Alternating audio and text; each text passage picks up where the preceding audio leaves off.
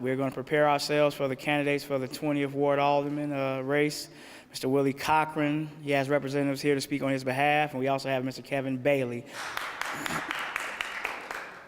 Good afternoon. My name is Aldermanic Kindle. I'm here representing Alderman Willie Cochran, who at the moment he had to go to Reverend Willie Barrow, a legend in our community. He had to go by to give respects to those activities. And then, of course, we have a march that's occurring just north of us, giving honor to God, because we had 2 residents that were shot, and the alderman was there because he was in the community, and he was able to proactively work with the residents and the police to respond to that situation. And so today, that occurred on Wednesday, so today the residents and he are working together in the community to help build further, building further relationships and to respond to that issue.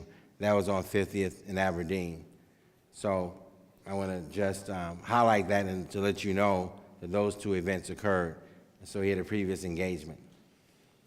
But more importantly, we wanted to let you know that you measure elected official based on the results, based on what he has been able to deliver during the times that he was elected.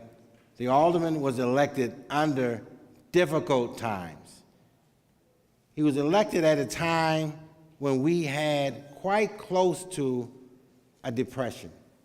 He was elected at a time when you had 2 previous elected officials in the 20th Ward that went to jail or got convicted. He was elected at a time when the ward was calling out and needed help, and he came to serve. So it wasn't easy, but he stepped forth and took the challenge. He's a person that you know whose parents were part of that, what many call the Great Generation, and he knows about the Depression. He grew up, went to high school, from there worked his way through college, became a police officer, from there worked his way up to become a sergeant. From there, he became a beat facilitator, and he was working in the community that he built his home and raised his family.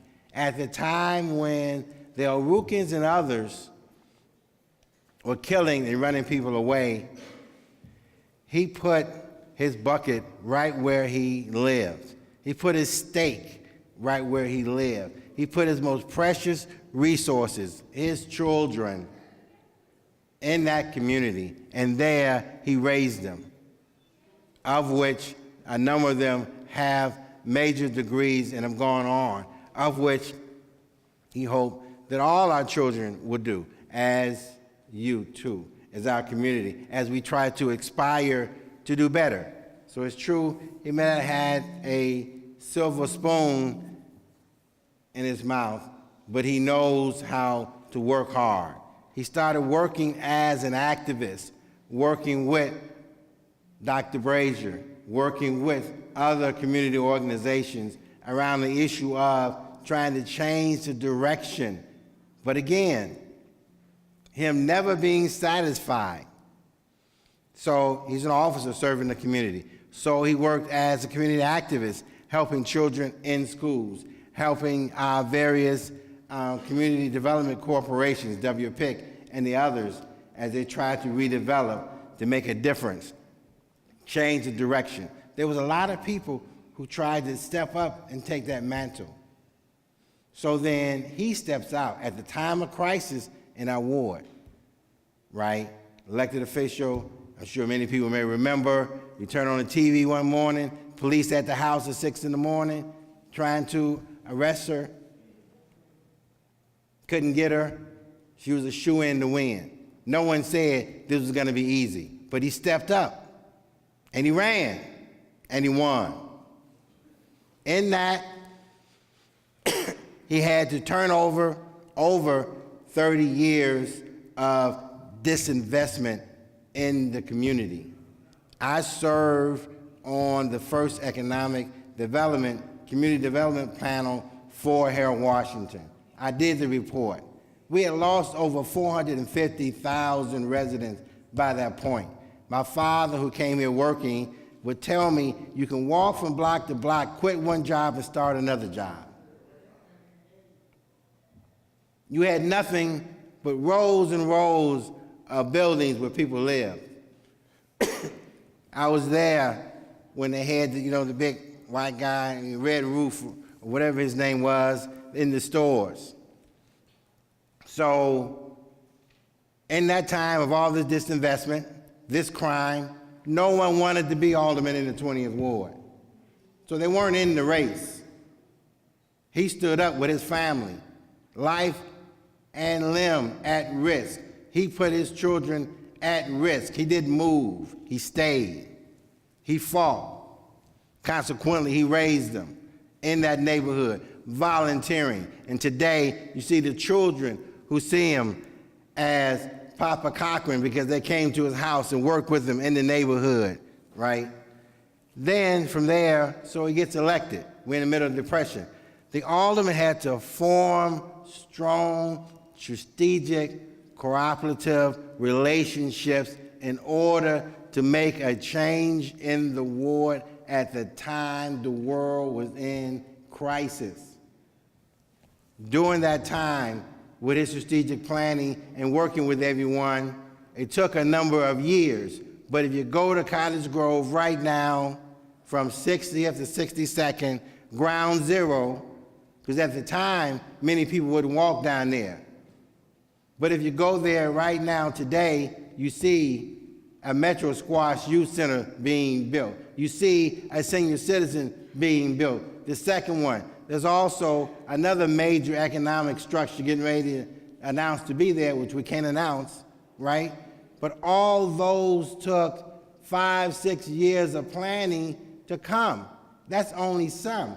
He got over $270 million of infrastructure, redevelopment dollars being put in the ward, curbs, gutters, infrastructure, lighting, right?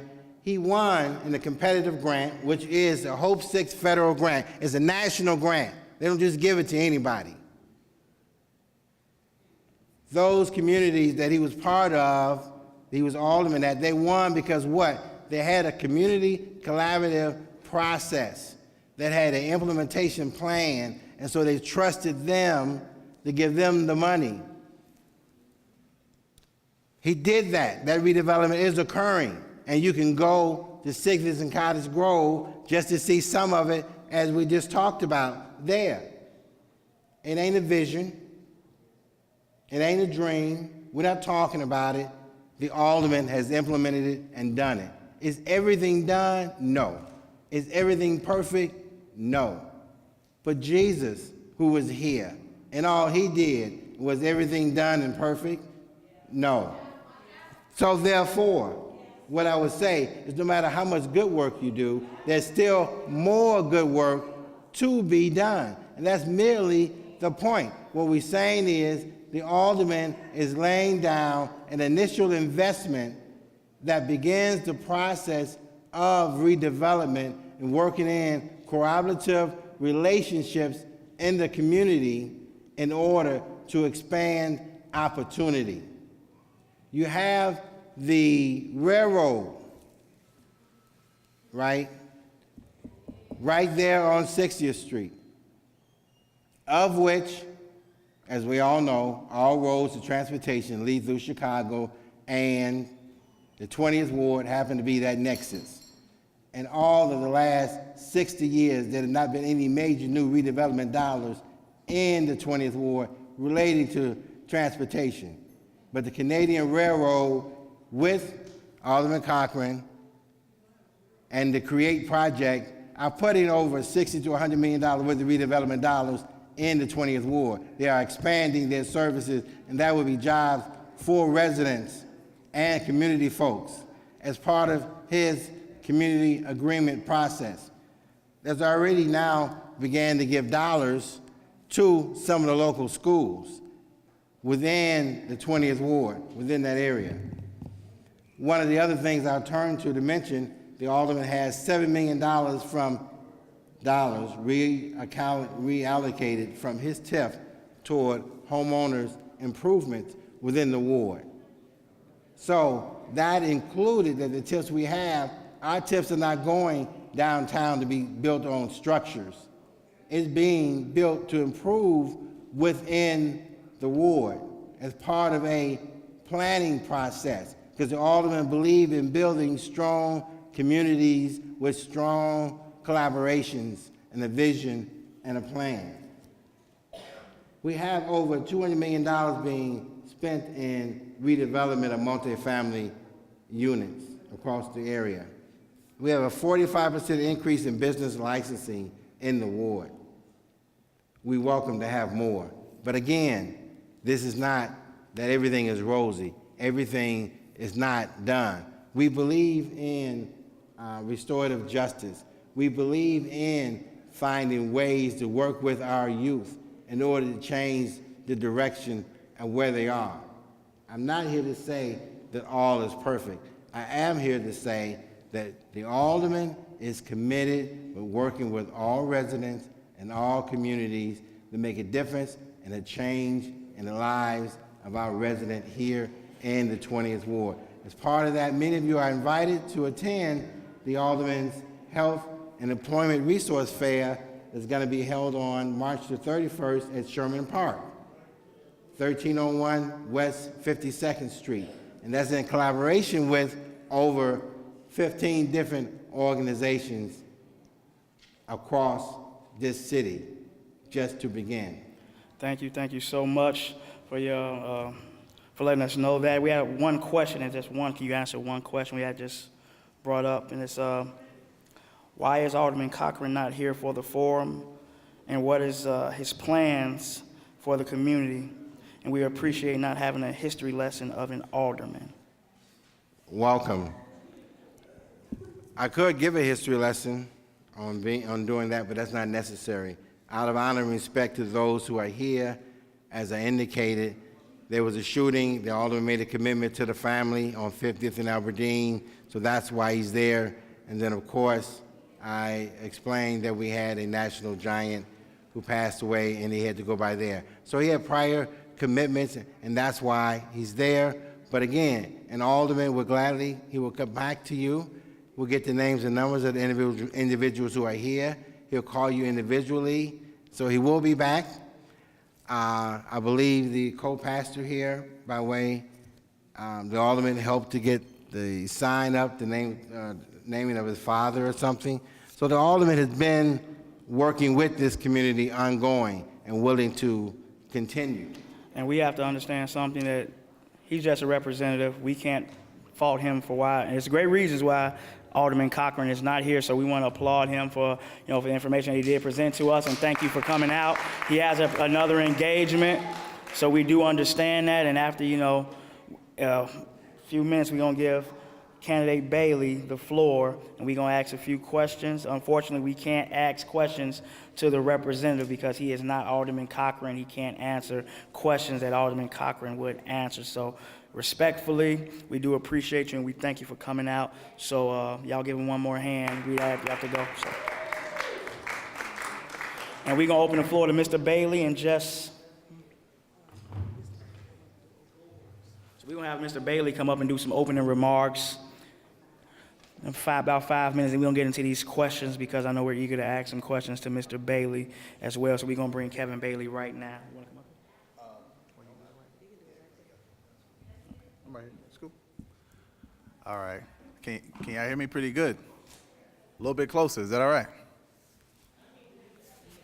Y'all hear me a little bit better? All right. I'm going to take a quick second to address what we just heard. We just heard about a record of a person forging strategic relationships to change the ward.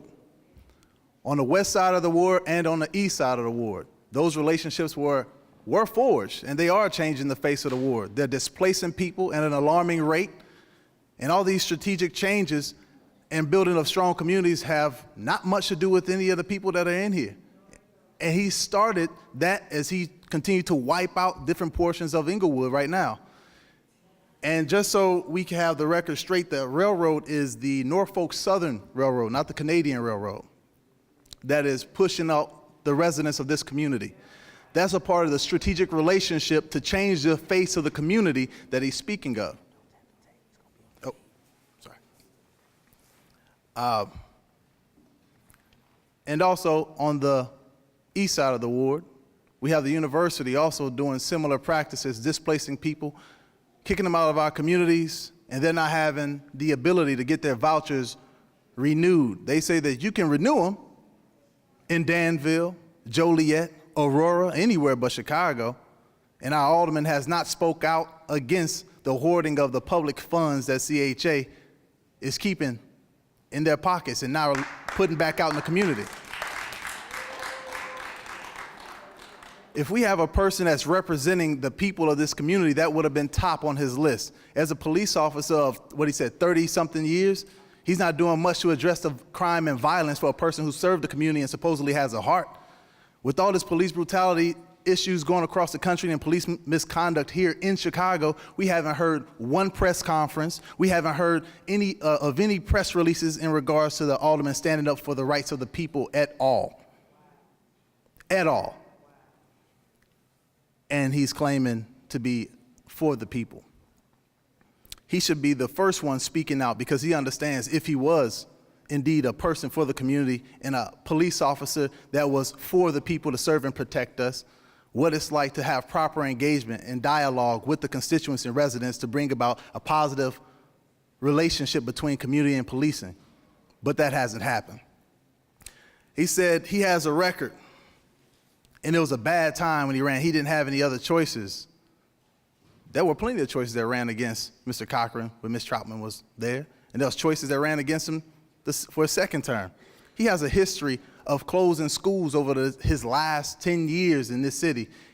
And after voting with Mayor Daley 90% of the time, and Mayor Rahm for 97.6% of the time, he's going to continue this trend. So out of the 50 schools that were closed recently, there's been over 100 being closed in his tenure in office, and he's spoken out against 0 of those after being an advocate, so-called advocate, for schools. He had mentioned the squash court. I'm going to bring that up in regards to changing the face of this community. The squash court, does anyone in here play squash? I mean, you put $200 million into a squash facility. That's saying bring in a community development, but no one in this audience plays squash? Is that for us? Or is he trying to change the face of the community? I think he's changing the face of that community.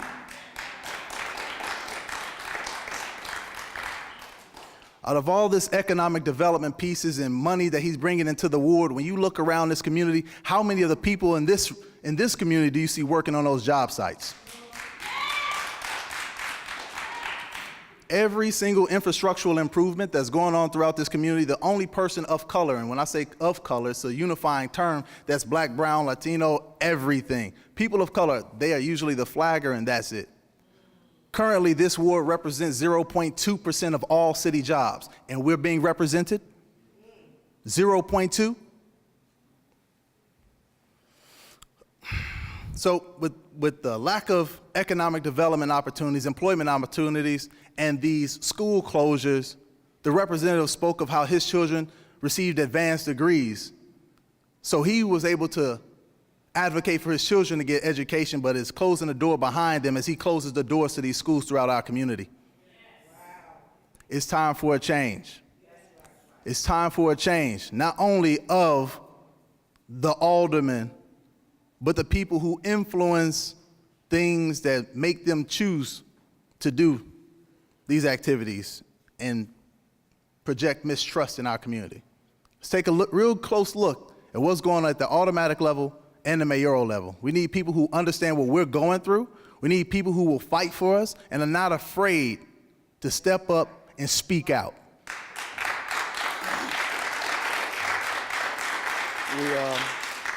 We thank Mr. Bailey for those opening remarks, and we are going to have some questions to be asked, and I do believe Mr. Kindle is going to come back, if I'm not mistaken. He's going to answer some questions as well on behalf of Alderman Cochran. So we get to ask our questions to both candidates, I do believe, or the representative of one candidate and Mr. Bailey, our other candidate from the 20th Ward. So it's Mr. Kindle. He plans on coming back to answer a few questions.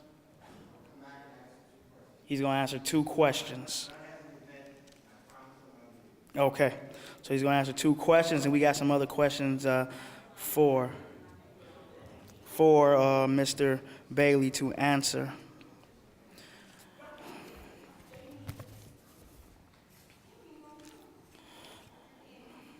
Thank you so much for coming back, Mr. Kindle. All right, I'm just not going to stay. It's not because I think he's any better, but I am my son's only parent. His mother died, and therefore, sometimes I got to be truthful to what I say. Excuse me, Mr. Kindle. We want to have it quiet in the audience so we can hear the questions and we can hear the answers from both Mr. Kindle and candidate Kevin Bailey. So we're going to start the questions because we do want to respect Mr. Kindle's time. He does have an engagement. We thank him for coming back right now. So the first question I want to ask is presented to the current alderman or his representative. There was an article in a West Side community newspaper that featured yourself and other aldermen, I'm assuming I'm talking about Mr. Cochran, stating that you were afraid to live in your ward. Please explain this article from the West Side newspaper. I never seen the article. So to be clear, but understand that the alderman, as you saw that shooting, the alderman is not afraid to live in his ward. I stated the case that he stayed in the ward, didn't move when crime was at its height, when the El Rukins were just right down the street, right? So no, he's not afraid. Obviously, the shooting that occurred, he didn't run from the shooting. He didn't call the police. He was the first one on the scene. The alderman is used, has experienced and believe in his community and that he can and that we will, working together, make a difference. And by the way, my earlier comment was meant to say that as Jesus, no one is perfect. It was not that Jesus himself is not perfect. I was referring to Alderman Cochran, that with all of his works, all things are not perfect, and yet you still can be criticized. So I apologize to those individually when I came in, and I'll apologize to others as I go out. All righty? Your next question? Next question also for Alderman Cochran or his representative. Why have you voted 89% of the time with the past mayor and the present mayor against the will of the people? Please explain. I cannot explain every vote, but what I can explain to you is the alderman's job is to make sure that you deliver things strategically to your ward. And what things to support, not to support. The alderman is not supporting speed cameras. The alderman is not supporting school closings. Unlike what was said, there have only been 3, perhaps, school closings in the 20th Ward. There was far more proposed, did not pass. So let's be clear, that ain't 100, it ain't 20, it ain't any such running number as that. Secondarily, some of the counties you're talking about are budgets, and there's no budget that was passed for 20 that did not include resources for the 20th Ward. The job of the alderman is to be smart enough to maneuver to get resources for his ward. So ain't nothing passed in city council that did not have some resources for our ward and our residents. You asked for to have a strong, independent voice in the representative 20th Ward, and that's what we're doing. All those resources you saw coming on Cottage Grove is not because he was sitting there on his hands, and therefore it had to have come through city council, and that requires working with not only the mayor and the other aldermen that are around you, because it takes collaborative relationships to get legislation passed. The alderman is a legislator, and a part of that requires opposing those things. There are many things in council that are routine votes. Then there's some that are questions of soul, and those questions of soul that choose the direction of the ward, the alderman has stood up and voted against. Great, thank you. Well, question for Mr. Bailey, and please all don't tap on the table because they can't hear. He has to answer 2 questions and leave, but we have a question for Mr. Bailey. How and what will you do to help felons or people who have made mistakes find work again in the 20th Ward? So I'm a civil engineer. I've dealt with contracts, I've dealt with different organizations, and I know the fact that whenever you hire people with these X's on their backgrounds, there are incentives for these companies to do so. We just need an advocate to speak up on behalf of them to give them that opportunity. So what I plan on doing is working with these organizations that have space enough to handle some additional employment and see if I can advocate inroads with them to hire the people in our community that have these X's on their background. And there's also a commissioner, Robert Steele, who also has a very great program that facilitates for people with felonies on their background, and they're doing an amazing job, and they are still looking for people as they grow their company. Okay. Next question. How will you serve the remaining residents of the 20th Ward that are left in the Norfolk Southern footprint from 55th to 61st place? Fantastic. Well, okay, I ain't gonna even go there. But well, I was gonna take it back to the east side. He said there's no hard work work don't get done without you doing something. All that development that's going on the east side is community residents, people with their own funds building things in the university, and he's just slapping his name on it. Now, on this side, where he's actually had quite a hand with the railroad and the way that they were able to take over all this land, you don't see him put his name on that too much. So what you can do, what we are able to do as a community is go through and speak with the company and see what it would take for those residents to feel happy. We need to have a happy medium. In different places throughout the other portions of the country, I've run operations from Chicago to LA. I work with municipalities, big and strong, with a lot of money and not so much money. And there's always mutual concessions that the railroad will give to the residents to make sure that they're happy, so there are no issues like we see today. So it would be to really reach out and advocate for the residents in regards to whatever additional housing or additional funding or what it would take for them to find mutual ground that they both agree on to either vacate the premises or be reimbursed.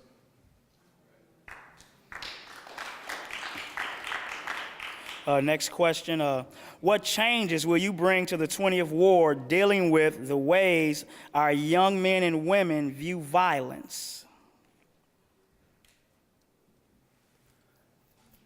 With the way that our young men and women view violence, with as much violence as we have going on in the community and across everywhere you see on TV, we're kind of desensitized to it.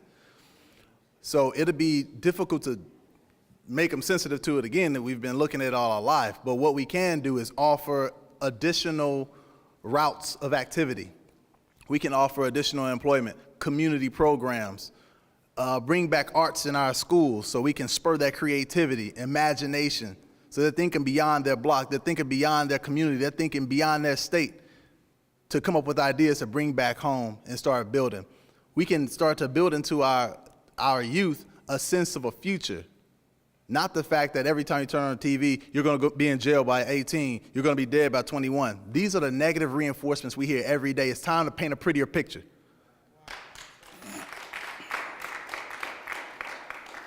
What is your plan for jobs for our youth in the 20th Ward? Unemployment doesn't only affect the youth in this ward. Employment for everybody. And I'm not talking just the east side and Woodlawn. I'm talking about this entire community. It's to basically start the conversation and highlight the resources of this community. We have 2 expressways, 2 CTA lines, 3 metro lines within the community. This is an excellent transportation hub. Our representatives fail to see that. This is a North American transportation hub. Chicago is, and the 20th Ward is one of those vital components of this ward. So you work with the people. This TIF money that he's talking about, you're going to allocate $7 million to all these homeowners. Well, we need to revisit the $30 million he's cutting a check to for one man. and see what we can do with that. Maybe inspire some entrepreneurs to start creating jobs for everybody, including the youth.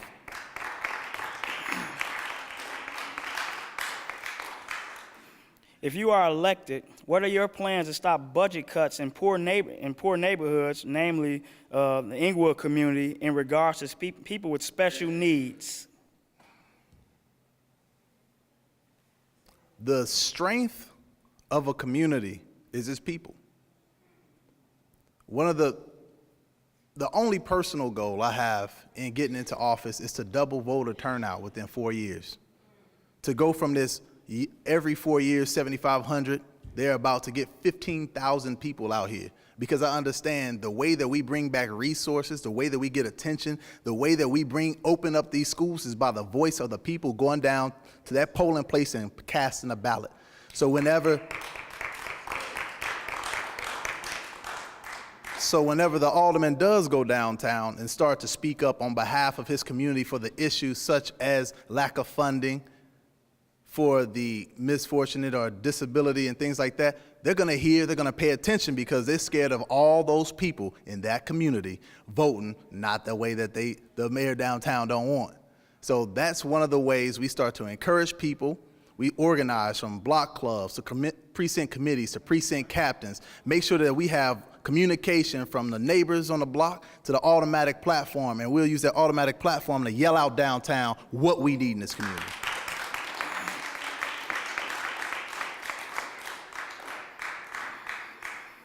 What are your priorities or goals as a representative for the 20th Ward? Platform is based off public safety, education, community development, health and human services. Public safety, people would just think about police officers, and that's just it. That's only one component of a puzzle. You have the police officers. We need to make sure that they are engaging the community in a proper fashion. We need cultural, and we will hold them accountable for it. We will. Police brutality is out of control. We need to make sure that we understand cultural differences from the community that's being policed and the police themselves. When I was growing up, my mother would tell me, "You better look at me when I'm talking to you." And I'll stare straight in her face. I don't deviate. But that's respect in the community's culture here.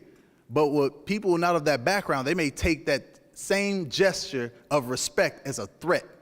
And the police officers feel emboldened to then beat or hit our youth as they're trying to show respect. So I believe in the public safety side, we need to have cultural awareness and nonviolent conflict resolution classes that these police officers go through on a consistent basis, because we're just tired of seeing our youth get killed out here. Then we need to address the other emergency services, fire departments. All these boxed red X's on these houses that you see throughout the community, that's a sign to the fire department to say, if this house does catch on fire, don't just rush in here, it's structurally damaged. There are people living in homes with this exact same structural damage. We need to make sure that the fire department is being proactive in going to address these issues. Our ambulances, we don't have a trauma center in this area to take our youth to whenever they're having gunfights and things like that. And they're not, and seniors, and they're not even equipped with the most latest technology to help sustain life. We need to address that. We need to take a look at the routes that our ambulances are taking in our community to make sure that they have the most efficient route. If you get a call over here and this is the next closest hospital, what route are you going to be taking to ensure that you're saving a life? Too often do I drive down the street and see an ambulance with his lights on going 15 miles an hour. He might as well turn them off and sit in traffic like the rest of us. He's not helping anybody with that. We need to be proactive with our emergency services. We need to work on our community, setting up that structure from block clubs to precinct committees, precinct captains. That is the glue to our public safety.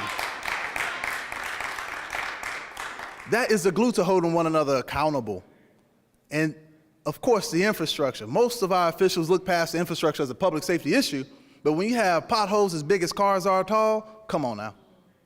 When you have bridges falling down on cars as you drive under them, causing accidents, and then the company that's owning it says, "Well, I don't know what happened." I know what happened. You didn't do your job. You weren't taking precautions to make sure that your infrastructure was up to code and up to date. Same thing with buildings. We have facades falling on people, busting them in the head. Now we have them going to the hospital. This is all a part of public safety. Education. We touched on education a little bit. 12 school closures here. I don't know where he got 3 from. He's missing a ×4. So we need to make sure that we have education from everybody to make sure we get all 12 of those schools known that that was the closures in our community. Almost 25% in one ward. I spoke to an alderman. I said, how many school closures do you have in your ward? She said, none. I said, how'd that happen? She says, I said it's not going to happen. I protested against it.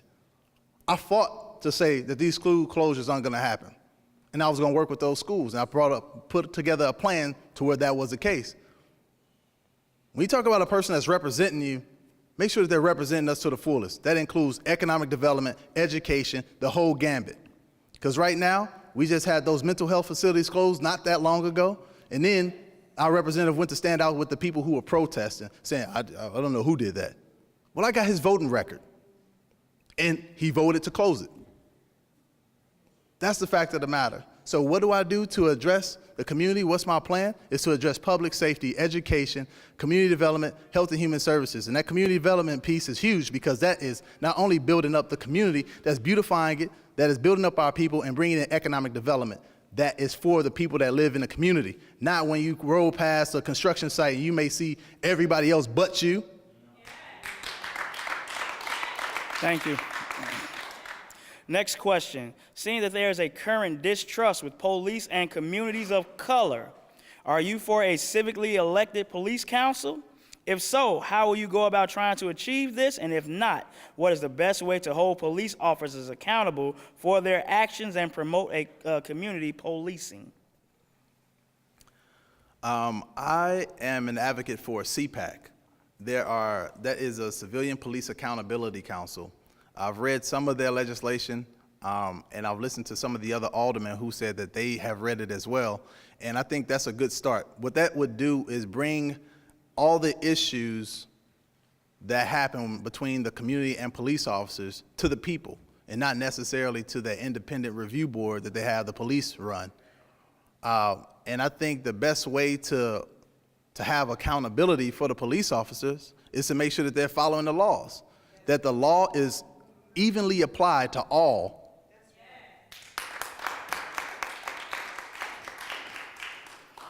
Are you a proponent for the $15 an hour minimum wage? And if so, how are you going to equate this with the current inflation problems?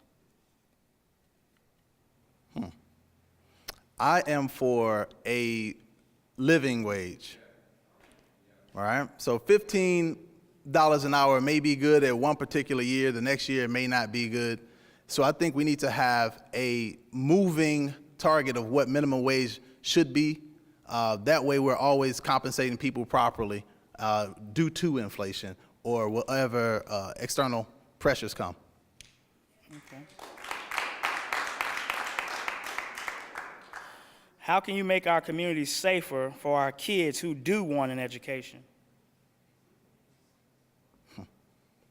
Employment, open up the schools where they were closed so they'll have a smaller distance to travel.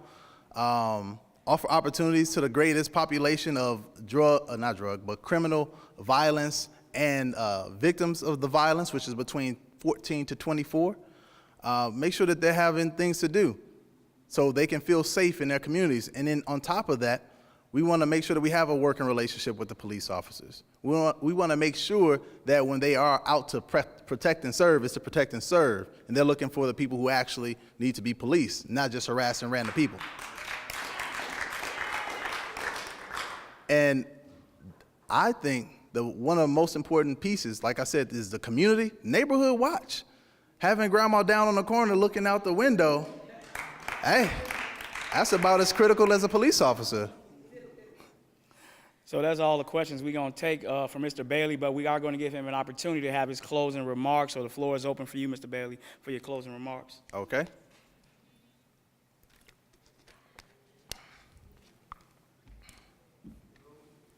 All right. I spent my opening remarks rebutting some of the comments we heard earlier. But just to wrap it all up, I'm a civil engineer. Went to the University of Illinois. I played 2 Division I sports. I studied abroad in Spain. Entonces, hablo español también. And we need people who can speak to every walk of life in this community because this is a globalizing community and globalizing world. I went to work for Union Pacific Railroad, which is why I know we can work things out with Norfolk Southern and speak to them again. I went to work for them as emergency management over any of the infrastructure throughout the country. Anything that threatened it, I was sent there to work with the U.S. Army Corps of Engineers, National Guard, and of course the railroad forces. Then promoted to running the Metro, then promoted to being President Obama's, the lead civil engineer for President Obama's high-speed rail from St. Louis to Chicago, the youngest in history to do so and the first person of color to be in that particular position. What I'm bringing to the table is a background of operations. Some of the major complaints I hear throughout the community is the fact that we do not receive city services. It's taken 6 months to get a light bulb done. This is absolutely unacceptable. My specialty is running operations. So what I bring into the table is the ability to run operations and services that you deserve as community residents and what you pay for as far as taxes as easy as you and I are sitting here breathing. And I also, like I said, civil engineer, I love learning things. So I'm not walking in here thinking that I know everything. I'm looking to bring people to the table because everyone in here has a different perspective on everything we do. And the only way that we can bring this community to start progressing in the proper direction is to get the input from each and every one of you. I'm Kevin Bailey.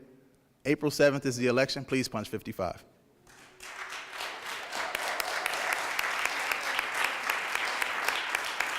Go ahead, give him another hand. Mr. Kevin Bailey, Aldermanic candidate for the 20th Ward. I'm sorry, been a long day, y'all. 20th Ward. Y'all give him one more round of applause.